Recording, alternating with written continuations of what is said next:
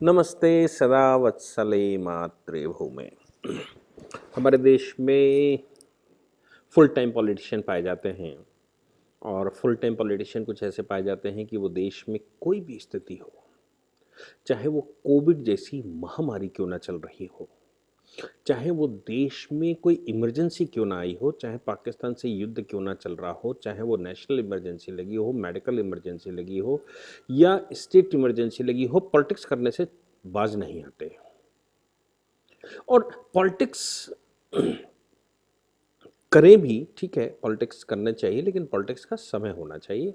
Politics करने के लिए सारी उम्र पड़ी हुई है, लेकिन जहाँ देश में लोग मर रहे हैं, जहाँ देश की स्थिति बहुत ख़राब है, जहाँ खबरें कब्रिस्तानों से और शमशान घाटों से लगातार खराब आ रही हों, जहाँ व्यवस्था जो हमने 70 साल में डेवलप की या नहीं कर पाए, वो व्यवस्था पूरी की पूरी चरमरा गई हो, जहाँ एक बेड की जगह हो और वहाँ 10 मरीज, एक अनार 100 बीमार वाली कहावत जहाँ पर चरितार्थ हो रही हो, वहाँ तो पॉलिटिक्स करने की बजाय सोल्यूशन निकालने की कोशिश करनी चाहिए। हालांकि ये पॉलिटिशियंस, मुझे लगता है जो मैच्योर पॉलिटिशियन होते हैं उनमें ये गुण होता है कि वो समय के अनुसार जनता कहाँ पर भावनाएं आहत होती हैं और कहाँ पर हमें पॉलिटिक्स करनी चाहिए, ये वो लोग मैच्योर पॉलिटिशियन जानते हैं।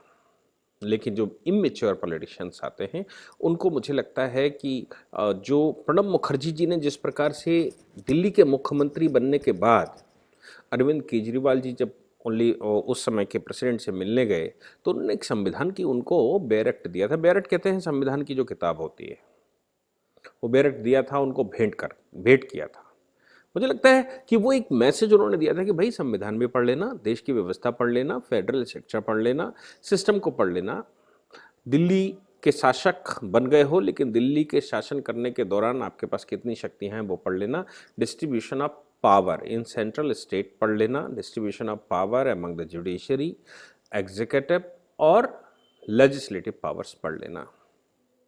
पढ़ी भी होंगी, मुझे उम्मीद है कि वो पढ़े लिखे व्यक्ति हैं, इसलिए उन्होंने पढ़ी होगी। लेकिन आज जब उन्होंने उनसे इंटरेक्शन माननीय प्रधानमंत्री जी कर रहे थे, आपको पता है कि प्रधानमंत्री जी अभी सभी स्टेटों के साथ जो कोविड की सिचुएशन चल रही है उस सिचुएशन को हैंडल करने के लिए लगभग हर रोज़ या दूसरे दिन बैठक कर रहे हैं।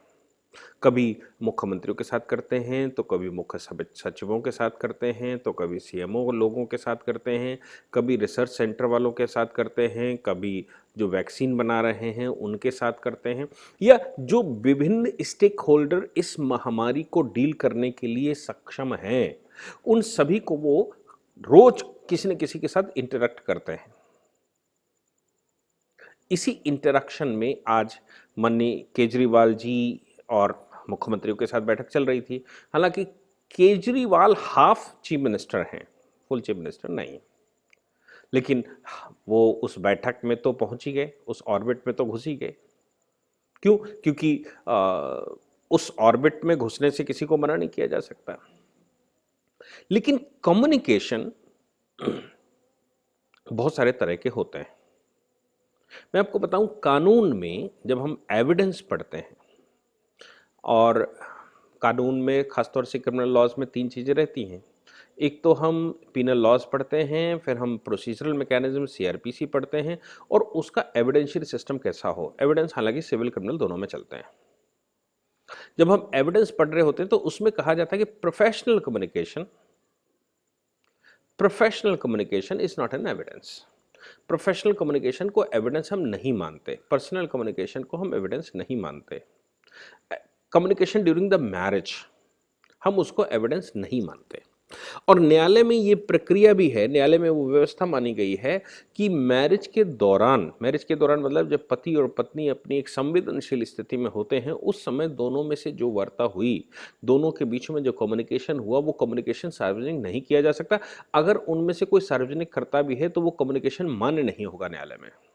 ऐसे ही कोई प्रोफेशनल बात से मतलब है कि अगर कोई डीजीपी अपने पुलिस अधिकारियों को कोई सिचुएशन हैंडल करने के लिए ऑर्डर करता है, और वो कम्युनिकेट करता है कि भाई इसको हैंडल करो, चाहे जैसे करो, तो वो प्रोफेशनल कम्युनिकेशन मानी जाती है। ऐसे ही वकीलों से जब चर्चा करता है कोई क्लाइंट, तो वो पूरी यथास्थिति उसको बताता है, तो वो भी प्रोफेशनल कम्युनिकेशन मानी जाती है। और वो प्रोफेशनल कम्युनिकेशन कभी भी सार्वजनिक नहीं की जा सकती, और अगर सार्वजनिक की जा रही है तो उसकी कोई एविडेंशियरी वैल्यू नहीं होगी। इसी प्रकार देश के मुखिया, प्रधानमंत्री जब मुख्यमंत्रियों के साथ बैठक कर रहे हों, गवर्नर्स के साथ बैठक कर रहे हों, डीजीपी के साथ बैठक, डीजीपीज के साथ बैठक कर रहे हों, या मुख्य सचिवों के साथ बैठक कर रहे हो, ये सारी प्रोफेशनल कम्युनिकेशन है। ये प्रोफेशनल कम्युनिकेशन लीक नहीं की जा सकती और इनकी कोई एविडेंशियरी महत्व नहीं होता। हाँ, राजनीति करने वाले इस पर राजनीति जरूर कर लें। तो मानी प्रधानमंत्री जी बैठक ले रहे थे और सभी मुख्यमंत्री उसमें जुड़े हुए थे, उनसे वो पूछ रहे थे कि भाई आपके अपने पार्टिकुलर स्टेट में क्या समस्याएं हैं और उन समस्याओं का समाधान करने के लिए मुझे सजेस्ट करिए कि मुझे क्या करना है। इसी दौरान अरविंद केजरीवाल ने उनसे आग्रह किए, बड़ी तारीफें भी की, लेकिन जो आग्रह किए, उन जो तारीफें की उसमें कटाक्ष था, और जो आग्रह किए उसमें पॉलिटिक्स थी। पॉलिटिक्स क्या थी कि भाई दिल्ली में ऑक्सीजन की जो कोटा है वो आप बढ़ा दीजिए। प्रधानमंत्री ने कहा हमने बढ़ा दिया। बोले आपको मैं वो सलाह देता हूं कि आप जो ट्रेन्स चला रहे हैं, ऑक्सीजन एक्सप्रेस चला रहे हैं, उनको चलाइए। उन्होंने कहा ऑलरेडी चल रही है। अब जब कुछ नहीं मिला तो उनको यही कहते बना। अभी कल ही वो दिल्ली हाईकोर्ट गए थे और आज प्रधानमंत्री के साथ बैठक भी हो रही है। दिल्ली हाई कोर्ट में भी केंद्र सरकार के अटॉर्नी ने यह कहा था कि भाई आपके एसओएस जहां पर भी जरूरत है, जहां पर भी आपने कोविड सेंटर बना रखे हैं, उनको अगर ऑक्सीजन की जरूरत है तो आप हमें डिमांड भेजिए, हम सीधी वहां सप्लाई करने की कोशिश करते हैं। और साथ में केंद्र सरकार को भी उन्होंने कहा था कि भाई ऐसा करो। केंद्र सरकार ने वहां स्वीकार भी किया था कि हाँ करेंगे। फिर आज अरविंद केजरीवाल को वही बात प्रधानमंत्री के सामने कहना, चलो मान लिया कि वो प्रोफेशनल कम्युनिकेशन था, उन्होंने कहा, कह सकते हैं भाई, उनके प्रधानमंत्री हैं वो कह सकते हैं, लेकिन उसको एक तरफ से पूरे देश में जो एक प्रोफेशनल कम्युनिकेशन चल रहा हो, उसको एक मुख्यमंत्री, वो भी हाफ चीफ मिनिस्टर, उसको कैमरे लगाकर सार्वजनिक करे और ये सोचकर बात करे कि मुझे मोदी पॉलिटिक्स करनी है। मुझे चिंता नहीं है, बहुत ज्यादा चिंता नहीं, लेकिन चिंता के साथ मुझे चिंता का दिखावा ज्यादा करना है, चिंता कम करनी है, काम कम करना है।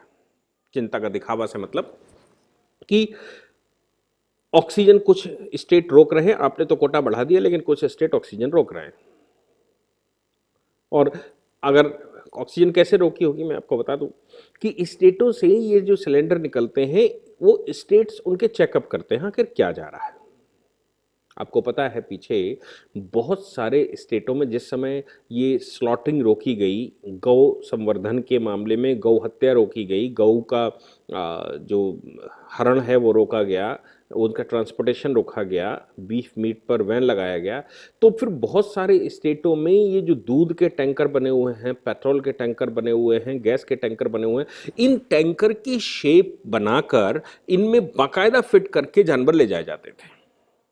उत्तर प्रदेश पुलिस, हरियाणा पुलिस ने इसको जब ऑब्जर्व किया तो उनको पता लगा, उन्होंने फिर सिलेंडरों की चेकिंग करनी शुरू कर दी कि वाकई में रोक रोक के उन्होंने देखा वाकई में ये गैस का सिलेंडर है, ये तेल का सिलेंडर है, ये पानी का सिलेंडर है, या दूध का सिलेंडर है, या फिर इसके अंदर चैम्बर्स बनाकर गाय भैंस ले जाई जा रही है, गाय और गाय के बच्चे ले जाए जा रहे हैं। ये प्रक्रिया शुरू कर दी। इसलिए किसी भी स्टेट से कोई भी वाहन अगर पास होता है तो वो स्टेट की जिम्मेवारी भी बनती है कि वो उसको चेक करे, वो उसको रोके, अपने यहां ले जाए, अपने किसी प्लांट में ले जाए, तो माना जा सकता है कि उसको रोककर वो प्लांट में ले जा रहे हैं और प्लांट में ले जाकर वो गैस उनकी आने नहीं दे रहे। लेकिन क्या कोई स्टेट इस स्तर पर जानबूझकर गैस का सिलेंडर रोक सकता है कि दिल्ली में कुछ लोग मर जाए? मतलब ये क्या अमानवीय व्यवहार है? देश में एक्सपेक्ट भी किया जा सकता है? भारत जो हिंदू राष्ट्र है, हिंदुओं के इस देश में क्या यह एक्सपेक्ट किया जा सकता है कि जो देश का फॉर्मूला यह हो कि सर्वे भवन्तु सुखिनः, सर्वे सन्तु निरामया, सर्वे भद्राणि पश्यन्तु मां कश्चित् दुःख भाग् भवेत्, पूरे विश्व का कल्याण सोचने वाला हो जो समाज, वो उस समाज में कोई सिलेंडर रोक भी सकता है, और इसलिए रोक ले कि वो फिल्मी स्टाइल में कि अगर सिलेंडर रोक लेंगे तो दिल्ली में कुछ लोग मर जाएंगे। लेकिन महामहिम मुख्यमंत्री जी ने ये आरोप लगा दिए कि वेस्ट बंगाल से सिलेंडर लाए जा रहे थे, वेस्ट बंगाल से हमारा कोटा बढ़ाया गया, उड़ीसा से हमारा कोटा बढ़ाया गया, और आपने तो हमारा कोटा बढ़ा दिया, लेकिन कुछ राज्य ऐसे हैं उनको आप फोन कर दीजिए, राज्यों को फोन करिए। ठीक है, प्रधानमंत्री का काम है, ये वो कर सकते हैं, करना भी चाहिए, लेकिन उसको सार्वजनिक कर देना। दिल्ली के मुख्यमंत्री की मानसिकता के कुछ और भी मुख्यमंत्री हमारे देश में हैं। कोटा चूंकि सेंट्रल गवर्नमेंट का प्लांट वेस्ट बंगाल में लगा हुआ है, इसलिए वेस्ट बंगाल के मुख्यमंत्री का तुरंत पलटवार आ गया। उन्होंने कहा ये केजरीवाल की ही बहन है, वो बहन जी केजरीवाल की हैं, जिनको केजरीवाल फुल सपोर्ट कर रहे हैं, और वो भी केजरीवाल को फुल सपोर्ट करने के लिए आते हैं, ना आंदोलन में भी बड़ा पार्टिसिपेट करने की कोशिश करती रही। उन्होंने तत्काल कह दिया अगर वेस्ट बंगाल में केंद्र सरकार की भी फैक्ट्री लगी हुई है, केंद्र सरकार की अगर ऑक्सीजन बनाने की फैक्ट्री लगी हुई है, तो भी वेस्ट बंगाल से हम ऑक्सीजन नहीं ले जाने देंगे। दिल्ली के मुख्यमंत्री की तो पटती है ममता बनर्जी से, तो उनको तो ममता बनर्जी को आग्रह कर लेना चाहिए कि बहन जी अगर केंद्र सपोर्ट नहीं कर रहा है तो आपके राज्य में है, आप भेज दीजिए सीधा।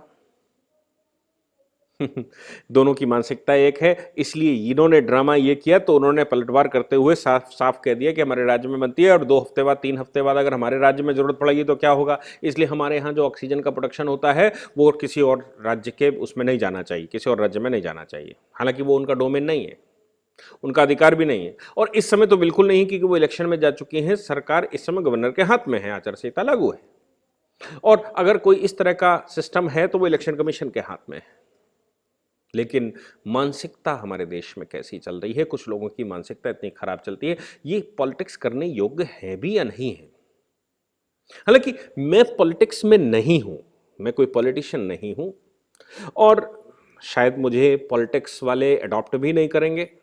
अगर कहीं थोड़ा बहुत फिट होने की संभावना रहती है तो बीजेपी में रहती है, लेकिन वो इतनी बड़ी पार्टी है कि वो भी मुझे घास नहीं डालेगी। लेकिन मैं पॉलिटिक्स थोड़ी बहुत समझता तो हूं कि पॉलिटिक्स कब करनी चाहिए, कैसे करनी चाहिए, किन विषयों पर करनी चाहिए, किन परिस्थितियों में करनी चाहिए, और किस समय करनी चाहिए। ये शायद ममता बनर्जी भी भूल गई, और ये बात अरविंद केजरीवाल भी भूल गए। दूसरी बात, चलिए केंद्र जो ऑक्सीजन बनाती है वो ऑक्सीजन का ऐसा ठीक है, लेकिन आप हॉस्पिटल्स में ऑक्सीजन के प्लांट लगाए जाते हैं। मेरे बगल में कानपुर में एक हॉस्पिटल है उर्सला, उसमें ऑक्सीजन प्लांट लगा हुआ है। अगर LNJP hospital, Ram Manohar Lohia hospital, या दिल्ली में बहुत सारे हॉस्पिटल्स हैं, वो हॉस्पिटल बने हुए हैं, तो उन हॉस्पिटल्स में ऑक्सीजन के प्लांट तो लगाए जा सकते थे। केजरीवाल जी ये कह सकते हैं कि फैक्ट्रियां लगा दो वैक्सीन बनाने की, जिनको बिल्कुल भी समझ में नहीं है कि वैक्सीन खराब हो जाती है, वैक्सीन की लिमिट होती है, वैक्सीन का अपना टाइम है। आप देख रहे होंगे कि प्रदेशों में वैक्सीन खराब हो जाती है, ओवर चली जाती है, उतनी कंज्यूम नहीं हो पाती, मतलब अपने पास इंफ्रास्ट्रक्चर वैसा नहीं है कि वो उसका इस्तेमाल कर सकें, तो बहुत सारी डोजेस खराब हो जाती हैं। तो उन्होंने कहा वैक्सीन के प्लांट लगा दीजिए। पता नहीं है फार्मूला कहाँ से आता है, कैसे बनता है, किसकी रिसर्च है। भारत में भी कोवैक्सीन अगर बनती है, हमने ये कहा है कि भारत बायोटेक ने अपनी वैक्सीन निर्माण किया है। पीछे मैंने वैक्सीन के बारे में ये कहा भी था, तो लोगों ने मुझे पलटवार करते हुए लिखा था कि शायद आप भूल रहे हैं कि वो बाइडेन का डोमेन नहीं है, कोवैक्सीन भारत में बना। यस, कोवैक्सीन भारत में असेंबल्ड है, लेकिन उसके कुछ बेसिक फार्मूले हैं जो हमने बाहर से लिए। बहुत सारे एलिमेंट्स होते हैं जो हम बाहर से लेते हैं, कि किसी न किसी का डोमेन है उस पर, वहां से रॉ मटेरियल सप्लाई होता है, वो रॉ मटेरियल हम यहाँ पर असेंबल करते हैं अपने कंट्री के हिसाब से, अपने यहाँ के एटमॉस्फेयर के हिसाब से, उसमें कुछ परिवर्तन करके उसको डेवलप करते हैं। तो आप कहते हैं कि उसके प्लांट लगा देने चाहिए, लगा देने चाहिए, नो डाउट। तो दिल्ली के मुख्यमंत्री को किसने रोका है प्लांट लगाने के लिए? दिल्ली के मुख्यमंत्री को किसने रोका ऑक्सीजन के प्लांट लगाने के लिए? दिल्ली के मुख्यमंत्री को किसने रोका है कि वो हॉस्पिटल्स में अपने ऑक्सीजन के प्लांट न लगाएं? क्या उन्होंने एक ही बात सीखी है कि जो उठाया वो केंद्र सरकार को कह दिया आप हमें दे दीजिए? मतलब he is working like a servant. जो सर्वेंट का काम होता है ना कि वो मालिक को ये कहता है आप हमें दे दीजिए तो हम ये कर लें, नहीं करेंगे तो हम साहब आपने किया ही नहीं, मैं क्या करता। आप दिल्ली के मुख्यमंत्री हैं, आप फुल मुख्यमंत्री बनना चाहते हैं, आप हाफ मुख्यमंत्री हैं, हॉस्पिटल्स आपके डोमेन में आते हैं, तो उन हॉस्पिटल्स की जो बेसिक रिक्वायरमेंट है वो पूरी करना आपकी जिम्मेवारी भी बनती है, आप कर सकते हैं। लेकिन आपने तो केंद्र सरकार को चुनाव के हिसाब से ही जीवन भर देखना है। Shame on this type of politics in India. Airlift करवाकर आप मुख्यमंत्री प्रधानमंत्री जी को कह रहे हैं कि अब एयरलिफ्ट करवाकर वहां से ऑक्सीजन हमको दिल्ली में डलवा दीजिए, उड़ीसा से। अरे साहब, एयरलिफ्ट तो आप भी करवा सकते हैं, आपके पास भी हेलीकॉप्टर होते हैं, आपके पास फंड भी होता है।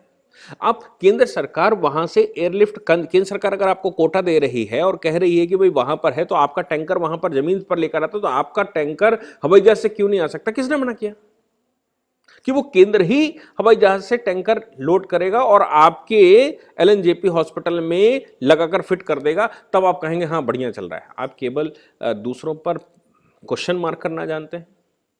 ममता बनर्जी तो चुनाव लड़ रही हैं और वो चुनाव के दौरान इस तरह की बातें कर रही हैं। आप तो चुनाव नहीं लड़ रहे हैं। 2 करोड़ की आबादी, आप सोचो 130 करोड़ के देश में 2 करोड़ की आबादी आपकी है। उस 2 करोड़ की आबादी जहां पर देश में सबसे ज्यादा, महाराष्ट्र के बाद सबसे ज्यादा टैक्स वसूली होती है, आपको कुछ करना नहीं होता है, कॉर्पोरेट ऑफिस आपके यहां बने होते हैं, उन कॉर्पोरेट ऑफिस में टैक्स आना स्वाभाविक है। लोग दिल्ली में टैक्स जमा करते हैं, लोग काम कहीं भी करते हैं, इनकम टैक्स दिल्ली को देते हैं, कॉर्पोरेट टैक्स दिल्ली को देते हैं, दिल्ली की शेयरिंग उस पर बनती है, दिल्ली ट्रेडिंग करती है। आपको कुछ नहीं करना होता है, वो सब केंद्र का पैसा है जो आपको मिलता है। और छोटी सी दिल्ली है, मतलब उत्तर प्रदेश में अगर आप चले जाएंगे तो एक डिस्ट्रिक्ट भी दिल्ली से बड़ा होगा। बहुत सारे डिस्ट्रिक्ट ऐसे होंगे उत्तर प्रदेश में जो दिल्ली से बड़े हैं। और उत्तर प्रदेश की आबादी 20 करोड़, 22 करोड़, 23 करोड़ के लगभग आबादी है। आपकी 2 करोड़ की आबादी है। अब 2 करोड़ की आबादी के लिए उसमें भी उस 2 करोड़ में से लगभग 50 लाख लोग अपने घर वापस जा चुके हैं। इस कोविड के दौरान आपने जो हाल पिछले कोविड 1 में किया था, वो इसकी वजह से लोग वापस चले जा चुके थे। मेरे जैसे लोग जो दिल्ली में रहते थे उनको वापस अपने यहाँ जाना पड़ा, क्योंकि मुझे मालूम है कि दिल्ली में अगर हम रहे और कोई समस्या आ गई तो केजरीवाल जी क्या करने वाले हैं, ये सबको पता है। ये हाल दिल्ली पूरी जान रही है। और अब उन 1.5 करोड़ जो बचे, उन 1.5 करोड़ के लिए आप व्यवस्था नहीं करवा सकते। उसमें भी केंद्र के बहुत सारे हॉस्पिटल हैं। केंद्र सरकार ने बहुत सारे कोविड हॉस्पिटल्स बना रखे हैं, उन्होंने ट्रॉमा सेंटर्स बना रखे हैं, उन्होंने आर्मी हॉस्पिटल्स बना रखे हैं। पिछली बार भी जब आपके यहाँ हुआ तो अमित शाह जी को टेक ओवर करना पड़ा दिल्ली के कोविड सेक्शन को, तब उन्होंने उसको कंट्रोल कर पाया था। इस बार भी केंद्र टेक ओवर करे, ऐसा आप उम्मीद करते हैं? आप सोचते हैं कि ऐसा करना चाहिए केंद्र को? आप हर बात के लिए केंद्र के ऊपर, वैक्सीन तो केंद्र के ऊपर। आपने कहा कि रेट, केंद्र सरकार ने एक बड़ा अमाउंट इन वैक्सीनों की इजाद करने के लिए इन कंपनियों को दिया हुआ है। इसलिए केंद्र सरकार के कोटे में अगर कुछ जाएगा तो ऑलरेडी केंद्र सरकार सब्सिडी उनको जो दे चुकी है, पैसा जो उनको दे चुके हैं, वो तो कट होगा ना। इसलिए वो 150 रुपए की वैक्सीन केंद्र को देंगे और 400 रुपए की वैक्सीन स्टेट्स को देंगे। तो केंद्र का जो पैसा उन्होंने लगाया हुआ है उसको भी तो कहीं एडजस्ट करेंगे ना। लेकिन केजरीवाल जी, प्लीज इस समय पूरी शक्ति लगाइए। लोग देश में परेशान हैं, सुप्रीम कोर्ट को कहना पड़ रहा है कि मेडिकल इमरजेंसी है। आप देखिए कि पूरे विश्व में क्या सिचुएशन चल रही है। जर्मनी में, जर्मनी की स्टेटों ने, जर्मनी की लेजिस्लेशन ने एंजेला मर्कल को पावर दे दी है और कहा है कि भाई आप स्टेट इमरजेंसी लगा सकती हैं, हम आपको पावर देते हैं जब आपको सिचुएशन अच्छी लगे। क्या दिल्ली भी ऐसा इस समय नहीं कर सकती? या आपको पॉलिटिक्स करना जरूरी है, या आपको ये प्रोपोगेशन करना जरूरी है? आप प्रधानमंत्री जी आपकी बात सुन रहे हैं, वो आपको सोल्यूशन दे रहे हैं, वहीं पर आपको आश्वासन भी दे रहे हैं। राज्यों से भी उन्होंने आश्वासन आग्रह किया है कि भाई कोई ये सिक्योर करेंगे कि किसी का सिलेंडर विलेंडर रुका ना जाए, ये इस पर प्रिकॉशंस बरते जाएं।